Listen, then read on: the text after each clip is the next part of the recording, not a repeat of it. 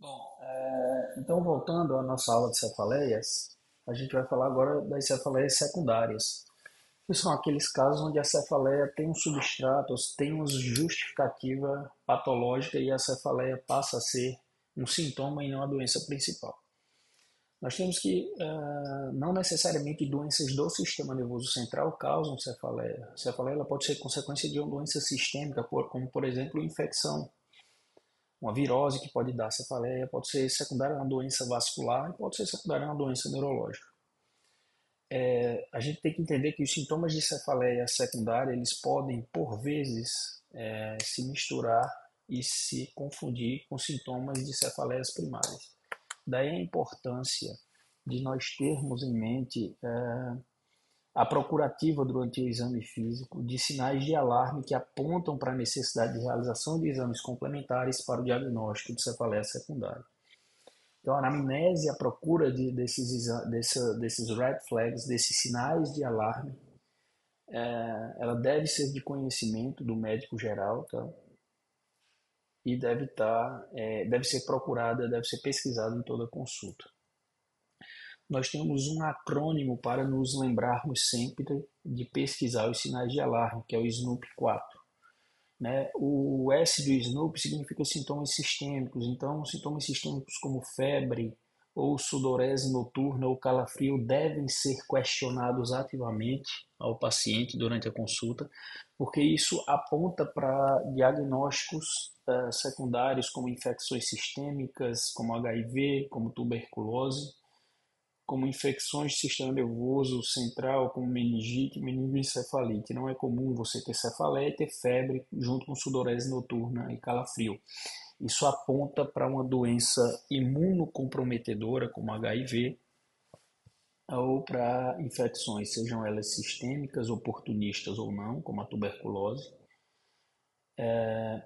e infecções do sistema nervoso central. A perda de peso também deve ser questionada. Não é comum você ter uma cefaleia que cursa com perda de peso. Isso aponta para uma doença infecciosa como neurotuberculose ou para patologias oncológicas neoplásicas. E claudicação de mandíbula, o grande exemplo da claudicação de mandíbula é a arterite temporal. Passou do S, vamos para o N. O N significa sintomas neurológicos, então não é comum você ter cefaleia acompanhada de alteração de nível de consciência. Então isso também aponta para a necessidade de realização de exame complementar para pesquisar a cefaleia secundária, principalmente casos de tumor cerebral, de edema cerebral, de inflamação, de infecção, onde há um aumento da pressão intracraniana seguido de uma alteração de nível de consciência. Então, há necessidade de realizar exame de imagem para o sistema nervoso central, seja tomografia de crânio, seja ressonância nuclear magnética de crânio, de preferência a ressonância, se ela estiver disponível, para excluir patologias intracranianas. Não é comum você ter cefaleia e ter um déficit focal, uma hemiparesia, uma hemihipoestesia. Isso também aponta para a lesão estrutural ou vascular dentro do crânio e se faz necessária a realização de exame de imagem, seja tomografia ou ressonância. Diplopia ou alteração de campo visual. É muito comum um tumor cerebral, que é um tumor de localização celular, com comprometimento supracelular, que é o adenoma de hipófise ou o crâniofaringioma, que são tumores celares supracelares que comprometem o campo visual, pois eles promovem uma compressão extrínseca sobre o quiasma óptico e determinando a alteração de campo visual. Então, a cefaleia seguida de diplopia ou alteração de campo visual também deve atinar o médico que está atendendo o paciente para a possibilidade de uma cefaleia secundária e realização de exame de imagem. Ou zumbido, a mesma coisa. Tá?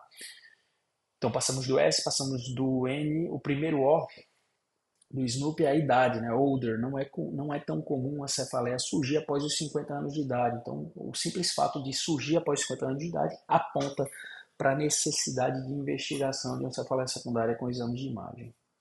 O segundo O é o início da cefaleia, o onset, né?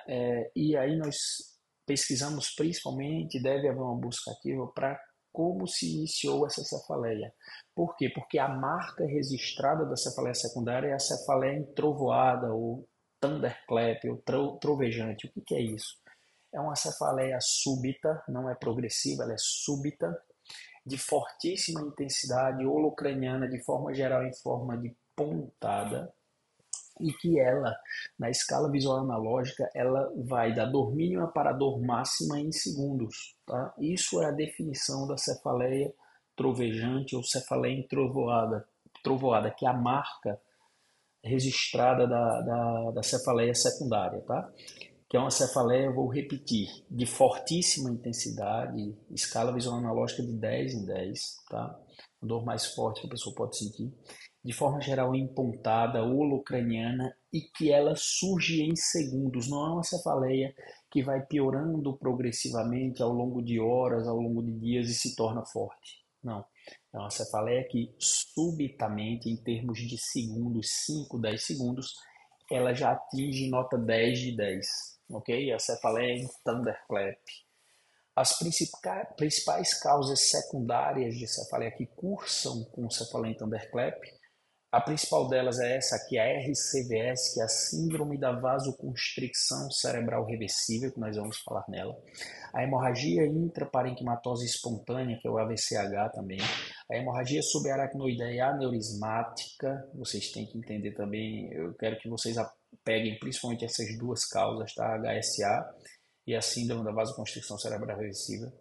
Trombose venosa cerebral também pode cursar com cefaleia em Thunderclap, dissecção arterial e o sangramento e a necrose de um tumor de hipófise, que é a apoplexia hipofisária. Tá? Então, toda vez que o indivíduo relata uma cefaleia de fortíssima intensidade, que vai de 0 a 10 em segundos, holocraniana, em forma de pontada, por vezes associada a náusea, vômito e rebaixamento dissessório, isso é uma cefaleia em Thunderclap, ou cefaleia trovejante. Ela é o hallmark, ela é a marca registrada principalmente da hemorragia subaracnoideia aneurismática, da HSA aneurismática ou da síndrome da vasoconstricção cerebral reversível, podendo acontecer também no AVCH, na trombose venosa cerebral, na dissecção arterial e naquelas pessoas que têm tumor da hipófise, adenoma hipofisário, e esse adenoma ele sofre um sangramento intratumoral espontâneo seguido de uma necrose degenerativa. A gente chama isso de apoplexia hipofisária. Tá? O primeiro P do SNOOP diz respeito à história prévia de doença ou mudança de padrão. Então, se o indivíduo tinha um relato, por exemplo, de enxaqueca, de doença enxaquecosa, e a cefaleia dele mudou de padrão, é bem provável que isso continue sendo enxaqueca que só mudou de padrão, mas requer uma investigação secundária com exame de imagem, tudo bem? Principalmente para pesquisa de lesão expansiva intracraniana e infecção do sistema nervoso central. O segundo P é se ela é precipitada, se ela tem como gatilho manobra de Valsalva, ou seja, manobra de aumento de pressão abdominal e torácica. Tá? A gente pode fazer isso pedindo para o indivíduo promover uma contração abdominal ou fazer uma inspiração prolongada. Você aumenta a pressão no interior da cavidade abdominal e da caixa torácica. Se a dor de cabeça piora com isso, é muito provável que esse indivíduo tenha uma lesão expansiva na fossa posterior ou tenha uma síndrome de Chiari. A síndrome de Arnold-Chiari, ela corresponde a uma alteração da dinâmica licórica. Vocês não precisam saber disso, tá bom? Nessa aula é só para citar que é uma causa de cefaleia secundária. Mas a alteração de Arnold-Chiari corresponde a uma modificação da hidrodinâmica licórica intracraniana em decorrência de uma fossa posterior mais rasa e, consequentemente, de uma fossa posterior mais apertada, com deslocamento das tonsilas cerebelares através do forame magnum, da cisterna da fossa posterior para o canal medular. Tá? O terceiro P é se é uma cefaleia postural, né? Se ela piora com a modificação da posição. O que acontece? Isso é praticamente a marca registrada da fístula licórica e de síndrome da hipotensão licórica, que nós vamos ver mais na frente. Então, o indivíduo ele tem uma cefaleia que piora quando ele fica em pé e ortostase e melhora quando ele deita. Isso é quase que patognomônico de cefaleia secundária, certo? piora na ortostase, piora quando ele fica em pé e melhora quando ele deita. Isso é muito comum nos casos de lesão dural com fístula licórica, porque quando você fica em ortostase por ação da gravidade, o líquor tende a ir para a coluna, para a cisterna lombar. E se você tem uma fístula licórica, tende a ter um vazamento de líquor em relação ao meio intracraniano. E isso vai diminuir a pressão de líquor e, consequentemente, o cérebro ele vai chegar mais perto da base do crânio, dos acidentes ósseos da base do crânio. Essa tração da dura mater contra o parênquima cerebral superiormente e o estojo ósseo da base do crânio inferiormente causa essa dor. Tá? E o quarto P é de gestação. Se ela tem uma cefaleia que surgiu durante a gestação, é bem provável que essa cefaleia ela seja secundária e pode ser principalmente para o síndrome da vasoconstricção cerebral reversível, que é uma condição clínica, vascular clínica, que é muito mais comum na gestação. Pode ser uma trombose venosa cerebral, que também é muito mais comum na gestação, um AVCH e uma lesão pituitária, ou seja, uma lesão hipofisária. Tá? Então vocês sempre têm que pesquisar o SNOOP4, ok?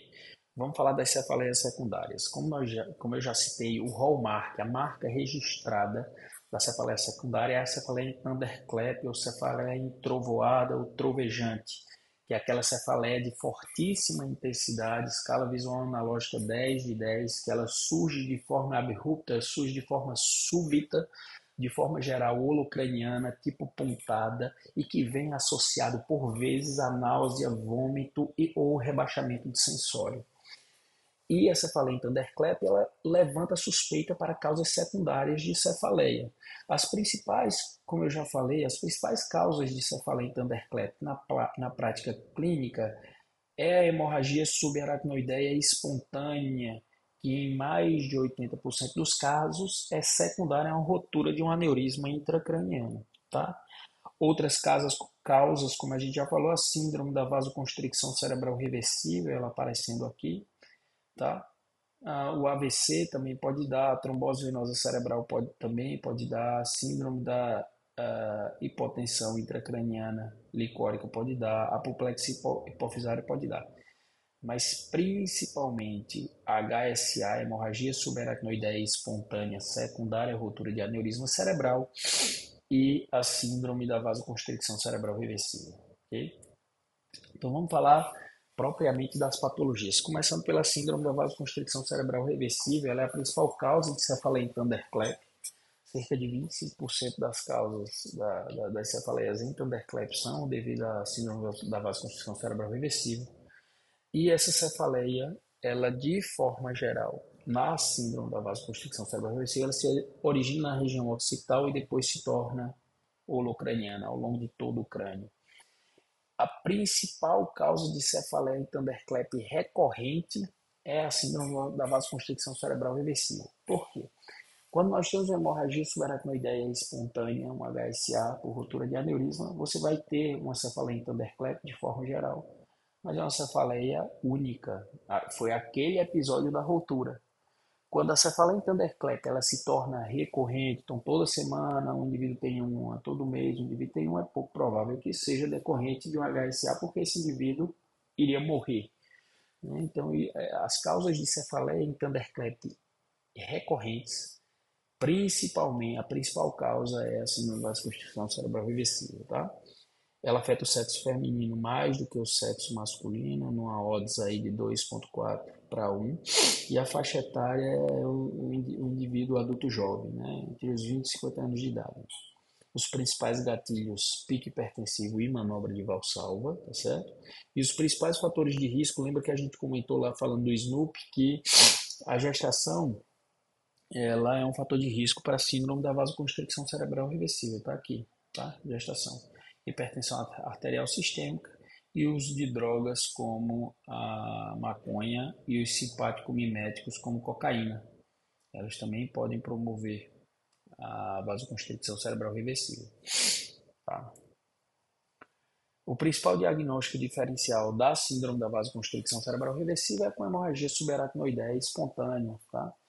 A grande diferença entre elas é que a tomografia de crânio ela é normal, de forma geral, na síndrome da vasoconstricção cerebral reversível, enquanto que na hemorragia subaracnoideia espontânea a gente vai ter HSA, né? Sangue nas cisternas intracranianas.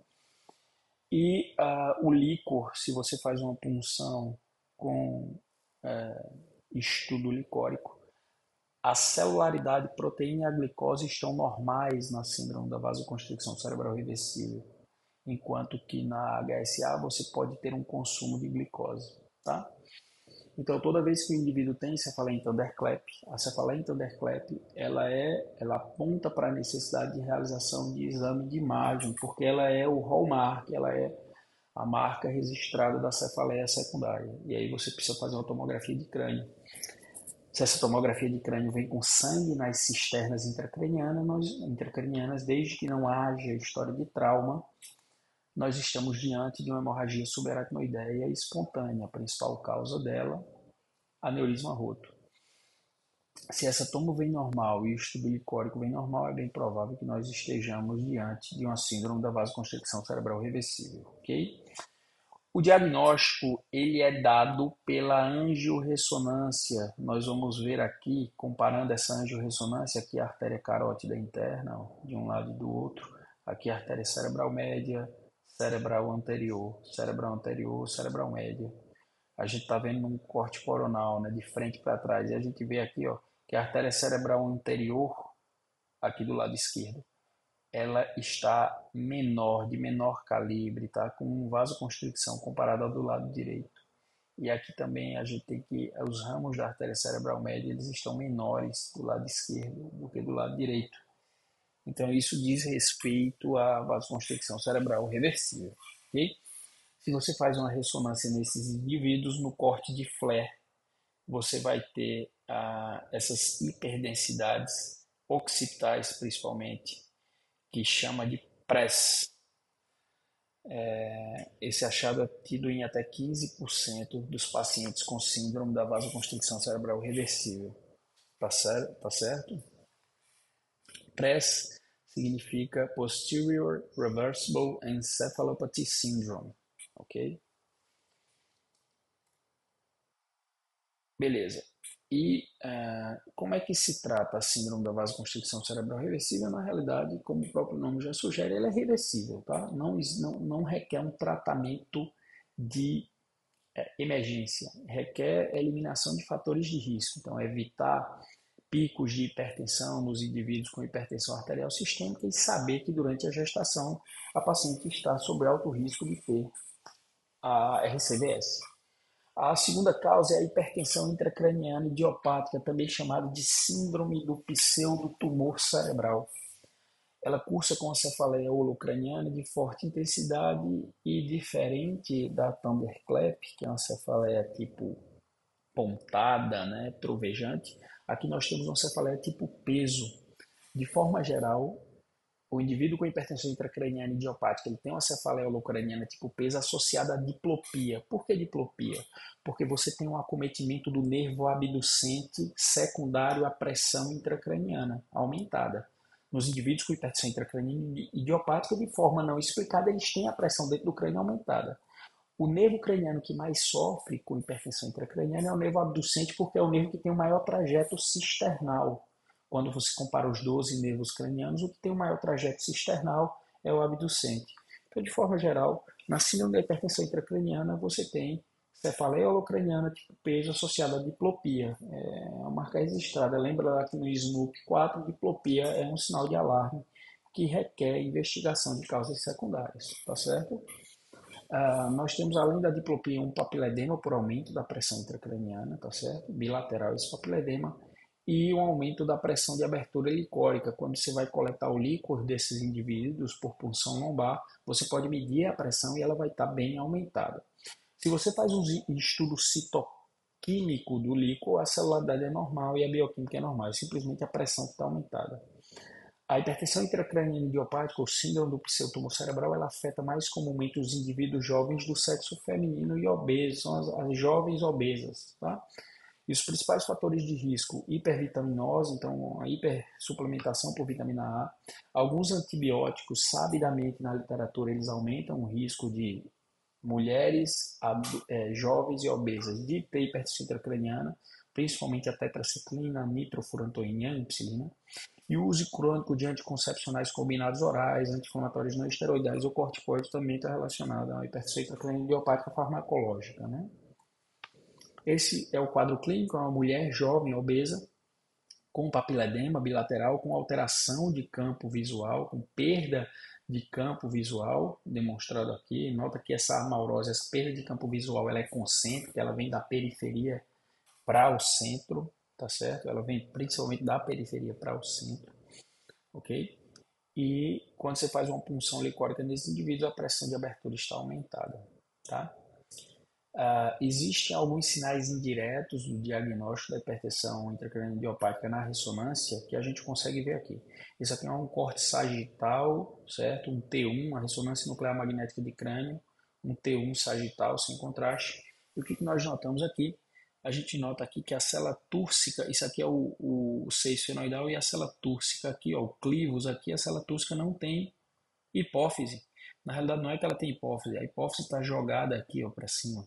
Então, nós temos a síndrome da célula túrcica vazia, aqui ó, nesse axial. A gente vê que a célula túrcica aqui ela não tem hipófise. Na realidade, esses indivíduos têm hipófise sim, tá? Sem que a hipófise está jogada para cima. A gente consegue ver a hipófise dela aqui, ó, essa hiperdensidade aqui, tá? Então, a síndrome da célula túrcica vazia é um sinal indireto da hipertensão intracraniana idiopática. E o segundo sinal são os cornos frontais ou ventrículos laterais em fenda. Nota que esse corno frontal aqui do ventrículo lateral, eles estão quase que em fenda, bem fechados, né?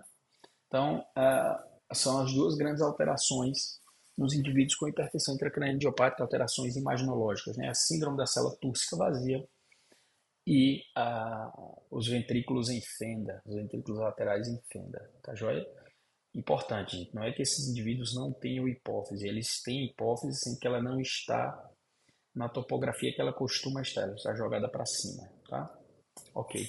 O tratamento é perda de peso, dieta pobre em sal, diuréticos sintomáticos para cefaleia, seja analgésicos comuns ou anti-inflamatórios não esteroidais. E lembra que algumas medicações, né, como corticoide, anti-inflamatório não esteroidal, antibiótico como tetraciclina, nitrofurantoína, ampicilina, eles causam a síndrome da hipertensão intracraniana idiopática ou pseudotumor medicamentoso e elas devem ser evitadas, tá? E nos casos refratários, o tratamento é cirúrgico, acaba sempre indo para a cirurgia, que é a DVP, derivação ventrículo peritoneal. A derivação ventrículo peritoneal, você coloca um shunt, você funciona um catéter proximal no ventrículo do indivíduo e o catéter distal você põe na cavidade abdominal do indivíduo. Então, incisão craniana e incisão abdominal. E aí você conecta essas duas incisões por meio de um tunelizador por baixo da pele, no tecido celular subcutâneo do indivíduo, e passa um fio conectando os dois catéteres, e aí você tem a derivação ventrículo-peritoneal, justamente para você derivar o líquor que se acumula no interior do crânio para o compartimento peritoneal, que é o melhor sítio de absorção licórico depois do crânio, ok? A fenestração da bainha do nervo óptico ela pode ser feita no intuito de evitar a perda de visão, porque a hipertensão intracraniana, a síndrome da hipertensão intracraniana idiopática a longo prazo, ela pode causar amaurose e cegueira. Quando você fenestra cirurgicamente a bainha do nervo óptico, você libera o nervo óptico daquela pressão e ele passa a sofrer menos, a vasa nervorum dele passa a sofrer menos, e aí você salva o nervo. Mas essa fenestração da bainha do nervo óptico não evita a cefaleia, trata só a complicação que é a amaurose. Então é muito melhor você fazer a derivação ventrículo peritoneal, a DVP, ok? Legal. A terceira causa, ó, nós já falamos de síndrome da vasoconstricção cerebral reversível, nós já falamos da síndrome da hipertensão intracraniana idiopática, que é o pseudotumor cerebral. A terceira causa, nós vamos para a síndrome da hipotensão licórica, que é uma cefaleia de característica variável, ela pode ser em peso, ela pode ser em pontada, ela pode ser tipo choque, tem uma variação, e ela é secundária a uma diminuição da pressão licórica, diminuição do volume licórico no espaço subaracnoideu e nas cisternas, que são onde onde o local que ele fica, no ventrículo e nas cisternas e no espaço subaracnoideu. Então você tem uma diminuição do volume licórico e, consequentemente, esse cérebro se torna mais túrgido e, por diminuição da força de empuxo exercida pelo líquor, você vai ter um maior contato das meninges da base do crânio contra os acidentes ósseos da base do crânio, e isso gera uma tração meningéia e, consequentemente, dor. Tá? Alguns fatores precipitantes, punção lombar. Então, vai lá, o indivíduo faz uma punção lombar, seja para coleta de líquor, seja para realização de uma raquianestesia, tá? E o local onde você perfurou a dura mater lombar, principalmente se foram tentadas várias punções, né, que você faz o efeito de peneira na dura mater, esse líquor ele fica vazando do espaço subaracnoideu, dura mater, para o terceiro espaço, para o músculo, e aí você tem uma fístula licórica com diminuição do volume licórico.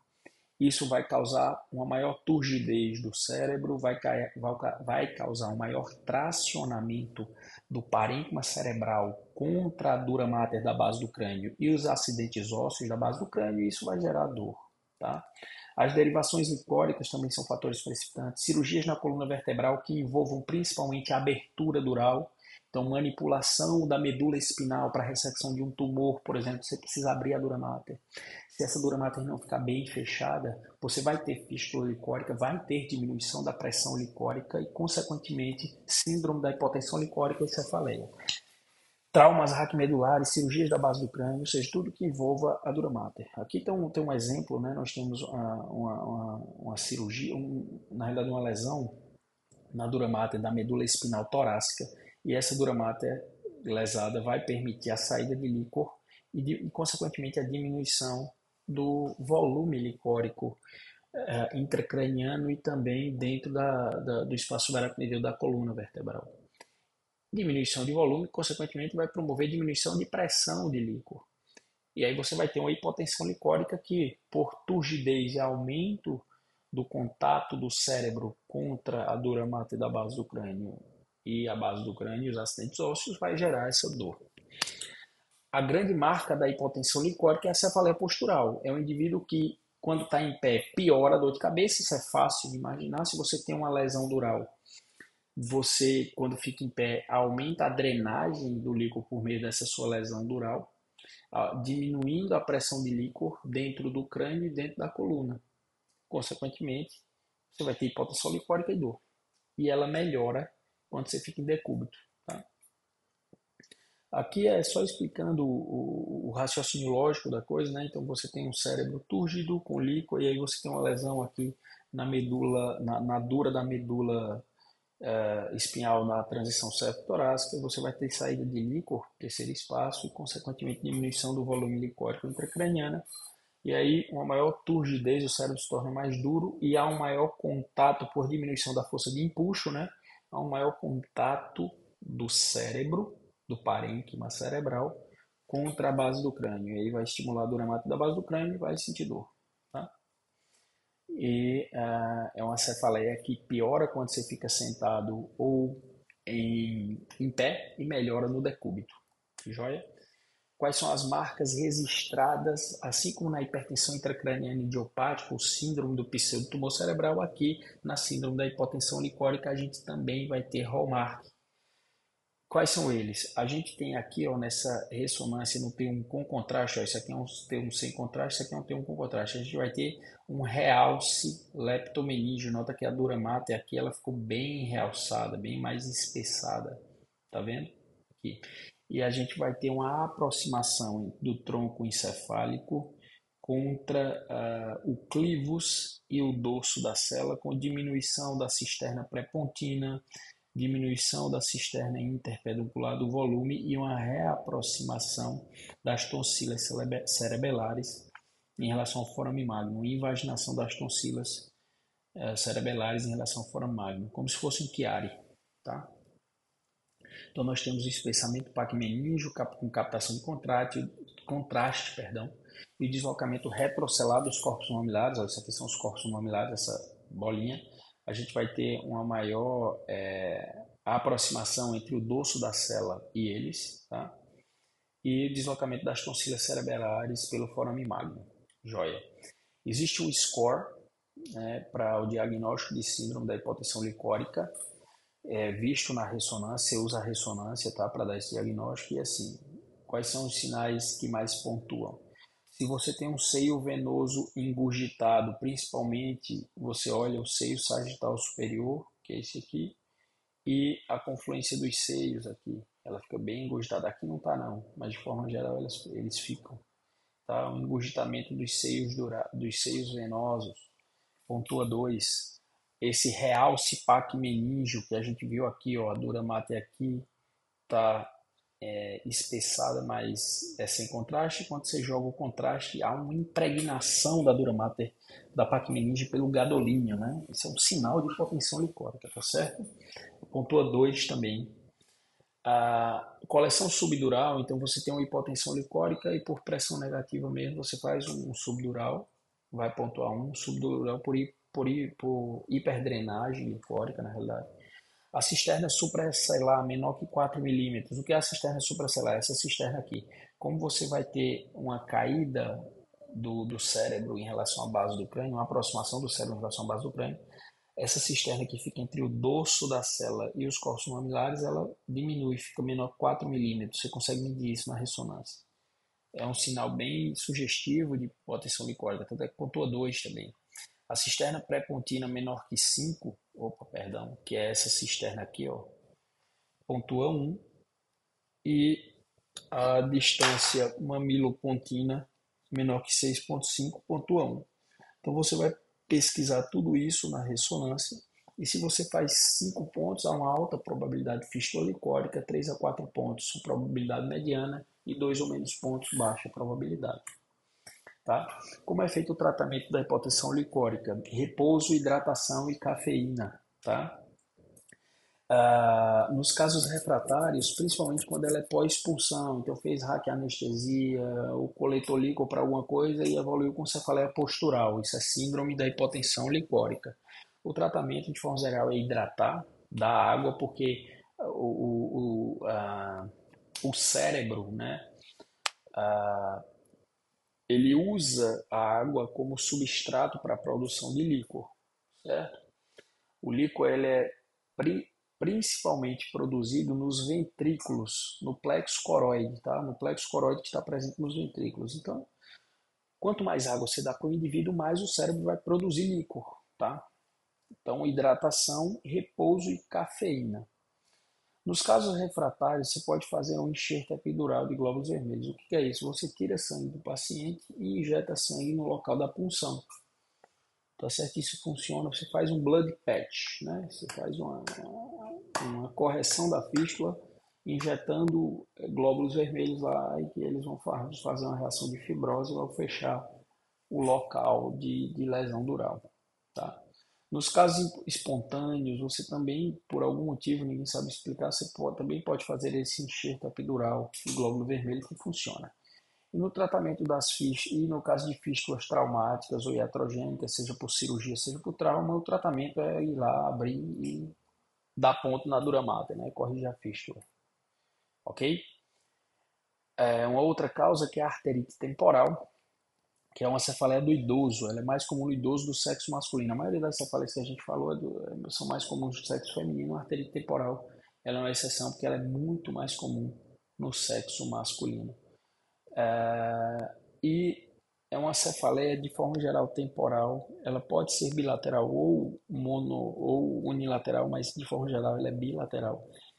E é aquele paciente que tem uma cefaleia de característica variável e que tem as artérias temporais pulsáteis e visíveis, né? Você consegue ver a artéria temporal no indivíduo. Tá? A principal complicação delas porque isso é uma doença inflamatória de grandes artérias, a artéria temporal. Essa inflamação ela pode se perdurar para vasa nervosa do nervo óptico e causar amaurose, causar cegueira, tá? Causar uma neuropatia óptica. De forma geral, a artéria temporal é uma cefaleia variável, então bilateral, mas pode ser unilateral, associada à pulsação da artéria temporal. Você pode palpar a têmpora do indivíduo e vai identificar essa pulsação na artéria, tá certo? Associada à anorexia, mal-estar, mialgia, artralgia. Ela é muito relacionada à polimialgia reumática, tá certo? E o indivíduo que tem dor, cefaleia associada à claudicação de mandíbula, lembra que a claudicação de mandíbula está lá no SNOP-4. Esse indivíduo possivelmente tem arterite temporal. A arterite temporal não cabe aqui o tratamento para a nossa aula, porque o tratamento é com anti-inflamatório, tá certo? É corticoide e anti-inflamatório, e geralmente quem trata esses indivíduos é o reumatologista, ok? Então é isso aí, a gente estudou 4